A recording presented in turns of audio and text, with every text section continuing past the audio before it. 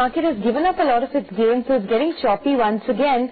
The Bank Nifty has now moved into the red, so just watch out for that pocket. Stocks like Bank of Baroda, a couple of others like IndusInd Bank, etc. are trading with some cuts. And HSBC has downgraded some of these PSU banks this morning. HSBC has cut the target price of Bank of Baroda to 127 from 159, and on names like Canara Bank as well to 269 from 313. They say that there will be continued stress on the PSU bank, so you should be cautious on that pocket. But let's talk about the power space a little bit. Sanjay Sagar, the joint MD and CEO of JSW Energy, joins in now to give us his views on the sector and of course on his own company as well. Sanjay, good morning. First up, do you expect the trend of merchant realizations to remain as strong as what we saw in FY15? Will transmission constraints and some increase in industrial activity help in keeping realizations buoyant, you think? Merchant realizations have been a cause for a little worry over the past month or say month and a half. And given these circumstances, we may have to sort of revisit the guidance that we had given you earlier. However, at this moment, I would like to wait for a few days before I give a fresh guidance as far as the numbers are concerned, but we will certainly have to revisit them. The demand has been exceptionally low, and as a result of that, the merchant realizations have been a little subdued. Okay, we'll come to that number in a bit, but can you give us a broad range of your guidance at least? As I said, I'd like to wait till probably the end of the quarter before we give out a fresh guidance on the numbers. Okay. One important trend for FY15 was the fall in global coal prices. Do you think your margins adequately captured this trend, or can there be a case for more upside? And also, are coal prices expected to remain benign, as benign for FY16 as well? Well, no, I think the upside of the decline in coal prices is already reflected in our margins so far. And over the last month or so, the coal prices are sort of tending to stabilize a little. So I really don't see any greater upside on that front going ahead now. Okay. Hi Sanjay, good morning. I'm more keen to come back to the demand issue. South India is an important market for your company, and some distribution companies like Andhra Pradesh, we understand, have floated fresh PPA tenders. What is likely to be the price, PPA price that they will look for, and are there more such bids? No, the demand in the southern region has also subdued to an extent. And that is because probably last month we had some unseasonal rainfall, and the monsoon also hit the country almost on its scheduled time. So because of that, there has been a little sort of downturn in the demand in the southern region also. However, as far as long-term PPAs are concerned, you're right, Andhra Pradesh has come out with a PPA for which they've we've submitted the qualification bids. The state has yet to announce when they would be inviting the price bids, but that's probably the only PPA which is in the market as of now. And that is also for a period of about 12 years and not the normal 25 years which you tend to associate with a long-term PPA. Okay. With respect to your deal with JP Power, when can we expect a final deal closure, and will the enterprise value of the deal get impacted in any way if the Central Electricity Authority does find faults with the commissioned capacity of the Kharcham Wangtoo plant? See, this deal involves certain court and statutory approvals, so I would not really like to speculate on when those approvals will be sort of received. But I think it would be safe for me to say that within July we should be able to close this deal. As far as the Kharcham Wangtoo project is concerned, yes, the CEA has capped the capacity of that project at 1,000 megawatts, but that was something that we had factored in at the time when we made the deal, and there are suitable adjustments within the deal to cater for that. Okay. There are always media reports that you are going to raise more funds and that you will also make more inorganic acquisitions. Anything on the anvil? You see, the fundraising will entirely depend on whether we go in for any more inorganic growth or organic or inorganic growth. So, at the moment, the JP deal is going to be funded through a combination of internal accruals and debt. But beyond that, we'll have to take a call depending on if we intend to or if we get the opportunity to grow further. Okay. As of now, we've only taken an enabling resolution from our shareholders to raise some funds. But we've not really made any definitive plans for doing so. Let me just finish that conversation with you. Rajasthan, that is the demand question. You spoke to us about tepid demand. Rajasthan is a SEB which should be very key for you. And we understand that they have 55,000 crores of debt which they want recast. How is the situation for you? Can you sell directly? In case of merchant contracts, we are seeing subdued demand. The reason for the subdued demand is not just the financial situation of the DISCOMs. It is a combination of a general fall in the industrial production, which is reflecting in the numbers, in the general euphoria amongst the people. So the general consumption patterns have gone down. And that is the reason why we've seen a marked fall in the demand for electricity across the country. As far as Rajasthan is concerned, they are picking up the power that is contracted with them because that's under a long-term PPA. And they are obliged to take that power from us. And in any case, even if they do back us down sometimes, then we are entitled to get our fixed charges. All right, let's invite Ashok Khurana into this discussion as well. Mr. Khurana, we have been documenting how the health of the DISCOMs has been so weak, but the only numbers we have are as of 2013, state DISCOMs seeing a loss of almost 1 lakh crores. What is the situation as of FY15? How much have the losses increased to? And how long do you think it would take for any of them to come into the black? I mean, we spoke with the Energy Secretary of Andhra Pradesh a couple of weeks ago, and he said it will take at least 2 to 3 years for the AP DISCOM to get into the black. My idea is each DISCOM will take his own time because there are different ground realities for DISCOMs. Today, approximately the cumulative losses of all the companies amount to over 3 lakh crore rupees. And they are bleeding for about 80,000 crores every year. Now, question is, we may have FRPs and all that, but unless we are able to remove the inefficiency in the system and have cost-reflective tariff, there is no way we can improve the health. They have been through 2 restructuring programs. So we need to now decide what is the way out, and each state has to carve out its own plans and be serious about it. It's, frankly speaking, is not an issue of money, it's not an issue of technology. It's the issue of political will, sustained political will to ensure that losses will come back. Because if you are making 40% AT&C losses, no way you can run the system over there. No, I think and that is inhibiting them to buy power. If you really see, in the month of May, last month, we had the worst of the summers. But PLF went down. PLF has gone down from last year of 67% to 63%. 4% fall in PLF is basically because of their financial health. And as Sanjay rightly said, economic slowdown. If you analyze, we have spoken about consumption of 1 trillion units in 1450.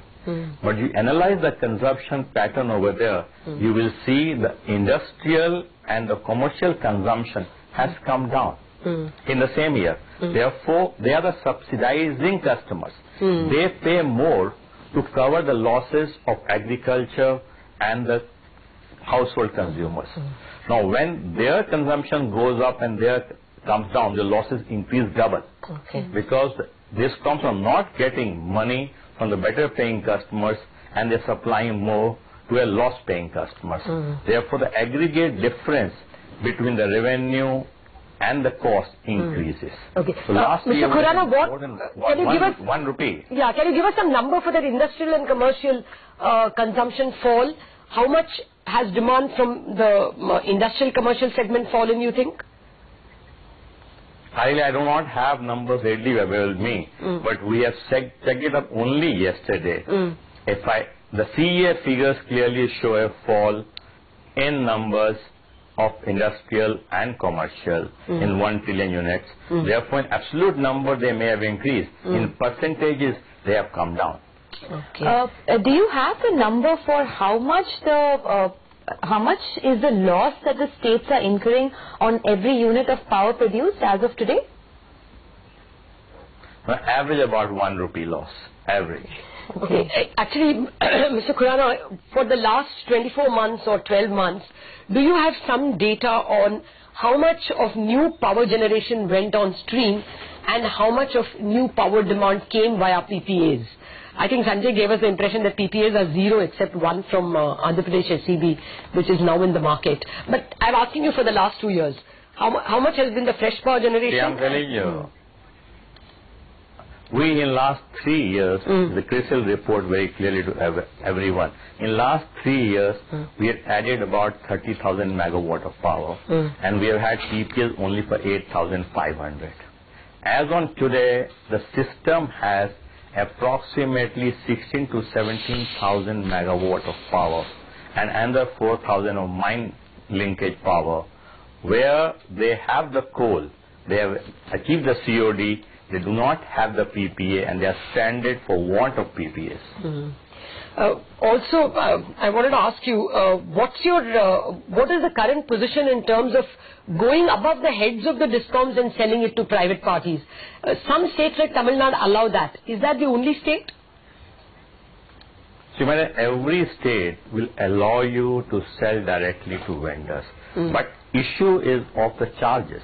You have a cross-subsidy charge.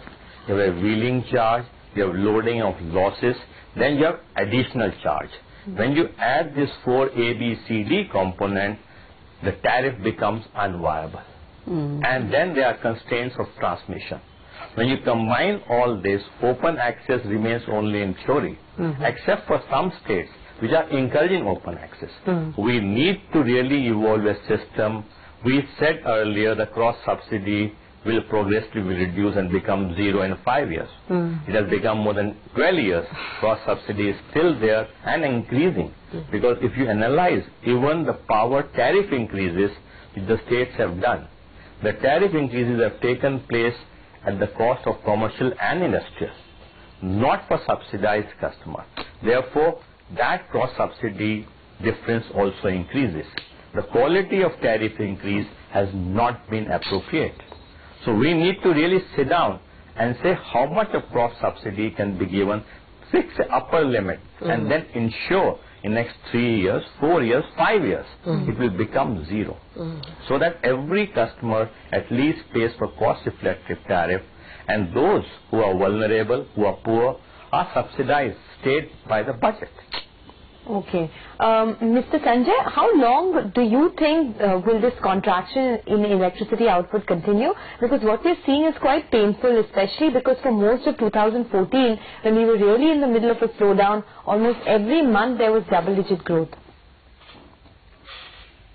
See, the electricity output is directly sort of related to an uptick in the general economy of the country. And it is expected that the efforts being made by the government are likely to sort of bear fruit in the second half of this fiscal. And that is the time when we'll start seeing a revival of growth in the demand, and that in turn is going to see a revival in the electricity output. Without an uptick in the general economy, I don't see a demand revival taking place. Okay, Mr. Khurana, what is your sense in terms of, when do we see at least this downturn of the power demand receding? Because now it is not one central government which moves. It is 28 state governments that we have to take along with us. You may see a one-odd Gujarat SEB, and as we now spoke to the Andhra Pradesh SEB, which may be turning the corner. But, how do you take along 27 other guys? My idea is we have to persuade the states, and center has to use its stick over there by withholding the funds. But demand will only pick up when the economy picks up. If the economy remains tepid, the demand of power will remain tepid over there. And then industry, no DISCOM will hold back demand or will not buy power for industrial customers. But they are paying. In fact, they will, whenever they don't buy power, they do not buy power when they will supply to household customers. So if industry demand picks up, commercial demand picks up, you will see the electricity demand will pick up and the lag will become less. But question is the PPAs. See, we have ourselves tied in the knot by a public policy framework. We say you cannot supply power unless you have long-term PPA. Now, but there is no enabling framework in the system which ensures that PPAs are there. We added 20,000 megawatt capacity this year, which is the largest since independence. We're going to add another about 17,000 next year. But question is, where are the buyers? Where is the enabling framework by which these generators can go and supply directly to consumer if need be, or to DISCOMs? We need to really find a way out of this PPA problem, because if you recall, recently the developers who won the mines, operational mines, they can start mining the coal and supplying power. Of that, approximately 4,000 megawatts without PPAs. What's their fault? So we need to find, the government of India, in consultation with state governments, need to find, and in case the bidding framework is not coming through, go for regulated framework. Because if NTPC with 35 to 38,000 megawatt can supply under Section 62, why can't the private people go and supply in Section 62? That reduces the risk. My idea is, if you today... So what is Section 62? To even the new... See, my idea is we have two mechanisms of tariff determination. One is the price discovery through market. One is regulated. Okay. Now, price discovery through market will yield a very good rate if the competition is even and you do not have regulated areas of fuel stock, transmission and the retail distribution. Okay. Now, if you factor in all these risks, like a generator today, when he puts in a bid, he factors in the worst case scenario. In the first wave of bidding, he has went very aggressive. So when now he has become risk averse. So he factors in all. And if you see the bids of Tamil Nadu, Kerala, Rajasthan, UP, you will find the input cost has increased because generator is factoring in 30 years worst case scenario. No one can take market risk, quantity risk, supply risk for 30 years. Now, regulated tariffs take care of those risks and regulator adjust the tariff accordingly. Okay.